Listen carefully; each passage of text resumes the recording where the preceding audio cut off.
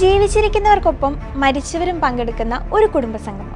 ആഘോഷത്തിലേക്ക് മരിച്ചവരെ ക്ഷണിക്കാനായി ബന്ധുക്കൾ കല്ലറകൾ തുറന്ന് ഓരോ മൃതദേഹങ്ങളായി പുറത്തെടുക്കും. എന്നിട്ട് അവയെ പുതിയ വസ്ത്രങ്ങളൊക്കെ അണിയിക്കും. പിന്നെ പാട്ടും നൃത്തവും ഒക്കെയായി ആഘോഷത്തിന്റെ രാവാണ്. സംഭവം വിചിത്രമായിട്ട് തോന്നുമെങ്കിലും മഡഗാസ്കറിൽ ഇന്നും ആഘോഷിക്കപ്പെടുന്ന ഒരു ആചാരമാണിത്. പേര് ഫമാദിഹാന.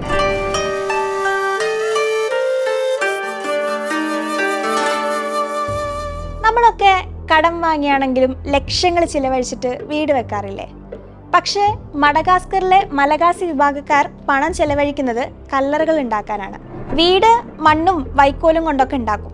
എന്നിട്ട് കോൺക്രീറ്റും ഗ്രാനൈറ്റും കൊണ്ട് കല്ലറയും ഉണ്ടാക്കും. വീട് വീണ്ടും പുതുക്കി പണിയാം. പക്ഷെ ശവകുടീരങ്ങൾ എല്ലാ കാലത്തും നിലനിൽക്കാനുള്ളതല്ലേ എന്നതാണ് മരിച്ചവരെ അത്രമേൽ സ്നേഹിക്കുന്ന ഈ മലഗാസിക്കാരുടെ മറുപടി. ക്രിസ്തുമതവും ഒപ്പം ചില ആചാര രീതികളും കൂടി ചേരുന്നതാണ് ഇവരുടെ ദൈവവിശ്വാസം.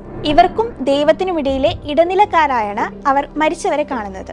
മരിച്ച ആളുടെ അസ്ഥികള് മണ്ണോട് ചേരുന്നത് വരെ പ്രിയപ്പെട്ടവർക്ക് ചുറ്റും അവരുണ്ടാകുമെന്നും മലഗാസിക്കാര് വിശ്വസിക്കുന്നുണ്ട്. അതുകൊണ്ട് തന്നെ ഭൂമിയിലെ കാര്യങ്ങളിൽ ഇടപെടാൻ മരിച്ചവർക്ക് അധികാരമുണ്ടെന്നും അവർ വിശ്വസിക്കുന്നു. പക്ഷേ മരിച്ചവര് മണ്ണോട് ചേർന്ന് കഴിഞ്ഞാൽ രണ്ടാമത്തെ ജീവിതം തുടങ്ങുമെന്നും സ്വർഗത്തിലും നരകത്തിലും ഒന്നും വിശ്വാസമില്ലാത്ത ഇവര് വിശ്വസിക്കുന്നുണ്ട്. ഇനി ഫമാദിഹാനയെ കുറിച്ച് പറയാം. 5 മുതൽ 7 വർഷത്തിനിടെയാണ് ഫമാദിഹാന നടത്തുന്നത്. കുടുംബത്തിലെ മുതിർന്ന ഒരാളിൽ മരിച്ചുപോയൊരു പൂർവികന്റെ ആത്മാവ് പ്രത്യക്ഷപ്പെടും. തനിക്ക് തണുക്കുന്നുണ്ട്, പുതിയ വസ്ത്രം വേണമെന്നൊക്കെ ആത്മാവ് പറയും. അപ്പോഴാണ് ചടങ്ങ് നടത്താനായിട്ട് തീരുമാനിക്കുക. ഏത് ദിവസമാണ് കല്ലറകൾ തുറക്കേണ്ടതെന്നെല്ലാം തീരുമാനിക്കുന്നത് ഓംബിയാസി എന്നറിയപ്പെടുന്ന ഒരു പരമ്പരാഗത ജ്യോതിഷിയാണ്.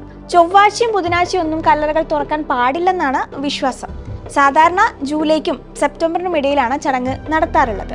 ഇതെല്ലാം പരിഗണിച്ച് ജ്യോതിഷി തീയതി കുറിക്കും. പക്ഷേ ചടങ്ങ് നടത്തണമെങ്കിൽ സർക്കാരിന്റെ അനുമതി വാങ്ങണം. ബന്ധുക്കളും അതിഥികളും ഒക്കെ എത്തി ശരിക്കും 2 ദിവസത്തെ വലിയൊരു ആഘോഷമാണ് ഫമാദിഹാന. അതിഥികൾ വെറും കൈയോടെ ഒന്നല്ല വരിക. പണമോ മദ്യമോ ഒക്കെ ആയിട്ട് സമ്മാനങ്ങൾ ഒരുപാടുണ്ടാകും. ബാൻഡ് മോളം ഒക്കെ ആയിട്ട് ആഡംബരമായിട്ട് തന്നെയാണ് ചടങ്ങ് നടത്താറുള്ളത്. അതിഥികൾക്കുള്ള ഭക്ഷണവും മദ്യവും എല്ലാം ചടങ്ങ് നടത്തുന്ന കുടുംബത്തിന്റെ വകയാണ്.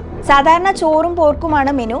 ചില കുടുംബക്കാര് 2-3 ദിവസം ഗ്രാമത്തിലുള്ളവർക്ക് ഭക്ഷണവും ബന്ധുക്കൾക്ക് യാത്രാ ചെലവും ഒക്കെ നൽകും.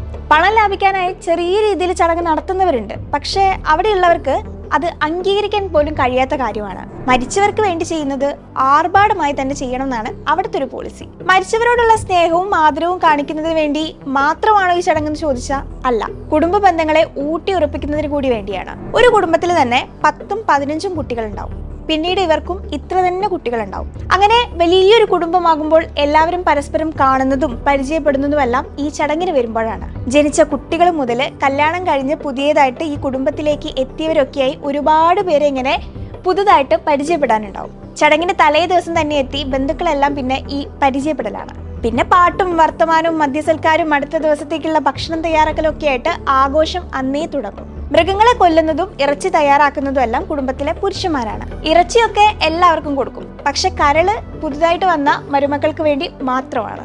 അടുത്ത ദിവസമാണ് കല്ലറകൾ തുറക്കുക. ഓരോ കല്ലറകളായി തുറന്ന് മൃതദേഹങ്ങൾ ഓരോന്നായിട്ട് പുറത്തെടുക്കും. പലതും ദ്രവിച്ച് എല്ലുകൾ മാത്രമായിട്ടുണ്ടാവും. മനുഷ്യ ശരീരങ്ങളാണെന്ന് കണ്ടാൽ പോലും പറയില്ല. എന്തായാലും കല്ലറകളിൽ നിന്ന് ഓരോന്നായി പുറത്തെടുത്ത് നിരത്തിവെക്കും. എന്നിട്ട് പുതിയ സിൽക്ക് തുണികൾ കൊണ്ട് ഈ മൃതദേഹങ്ങൾ പൊതിയും. സത്യത്തിൽ ഈ തുണികൾ തന്നെ കുടുംബത്തിന് വലിയൊരു ചെലവാണ്.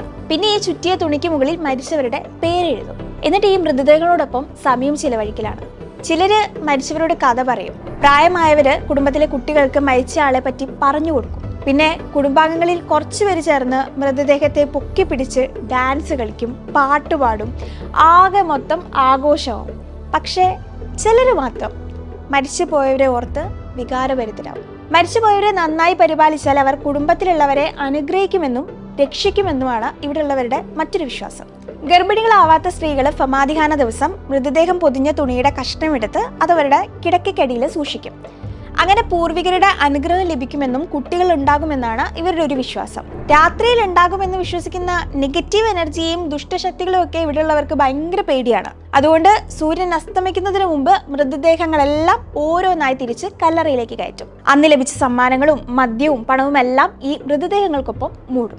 മൃതദേഹങ്ങൾ വേഗത്തിൽ ദ്രവിക്കാനും മരണാന്തര ജീവിതത്തിലേക്ക് മരിച്ചവരുടെ ആത്മാവിനെ നയിക്കാനുമാണ് ഈ ആചാരം നടത്തുന്നതെന്നാണ് മറ്റൊരു വിശ്വാസം.